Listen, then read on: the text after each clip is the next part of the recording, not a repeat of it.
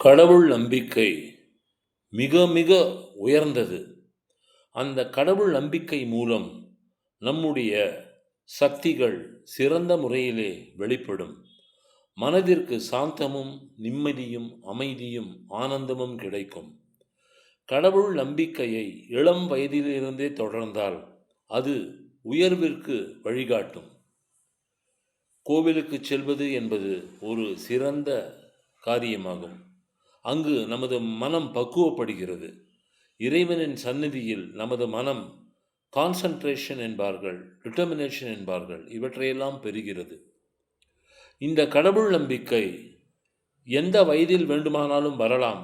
You and God form a majority என்பார்கள். நீயும் கடவுளும் வெற்றி படையாகும் என்பதே இதன் அர்த்தமாகும். எனவே கடவுள் நம்பிக்கையை கொள்ளுங்கள்.